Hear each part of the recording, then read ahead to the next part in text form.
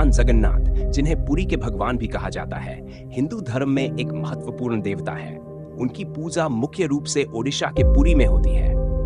भगवान जगन्नाथ का मंदिर पुरी के 4 धामों में से एक है और यहाँ हर साल रथ यात्रा नामक भव्य उत्सव मनाया जाता है। भगवान जगन्नाथ के रूप में पूजित ये देवता वास्तव में भगवान विष्णु के अवतार माने जाते हैं और उनकी कथा रहस्यमय एवं अद्वितीय है। रहस्यमय उत्पत्ति। कहानी के अनुसार सतयुग में भगवान विष्णु ने एक वचन दिया था कि वे कलयुग में एक देवता के रूप में प्रकट होंगे, जिसे दुनिया जगन्नाथ के नाम से जानेगी। राजा इंद्रद्युम्न, जो भगवान विष्णु के परम भक्त थे, को एक सपने में आदेश मिला कि वे समुद्र तट पर एक देवता की मूर्ति स्थापित करें। इसके बाद उन्होंने भगवान जगन्नाथ की मूर्ति बनाने के लिए एक मूर्तिकार की तलाश की। रहस्यमय मूर्तिकार।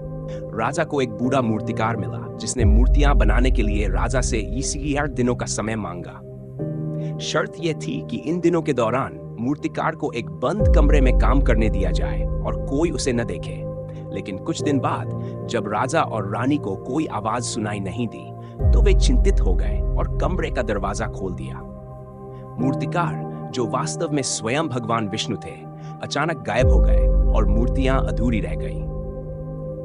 रहस्य और मूर्तियों का आकार।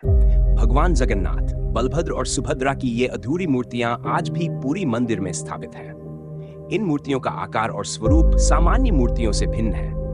भगवान जगन्नाथ की मूर्ति में पूर्ण हाथ और पैर नहीं हैं और उनकी आंखें बड़ी और गोलाकार हैं। ऐसा माना जाता है कि यह उनका साकार रूप है, जिसमें वे संपूर्ण विश्व के स्वामी के रूप में प्रकट होते हैं।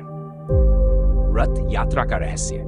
पुरी में हर साल मनाई जाने वाली रथ यात्रा का भी एक अद्वितीय रहस्य है। इस यात्रा में भगवान जगन्नाथ, बलभद्र और सुभद्रा को 3 विशाल रथों में बिठाकर नगर भ्रमण कराया जाता है। यह यात्रा भगवान जगन्नाथ के घर से उनकी मौसी के घर तक की यात्रा का प्रतीक है। कहते हैं कि इस रथ यात्रा के दौरान हर कोई उनके रथ को खींचने का सौभाग्य प्राप्त कर सकता है, चाहे वह किसी भी जाति, धर्म या वर्ग का हो। इस तरह भगवान जगन्नाथ की कहानी रहस्य और आस्था से भरी हुई है, जो उन्हें एक अनोखा और विशिष्ट देवता बनाती है।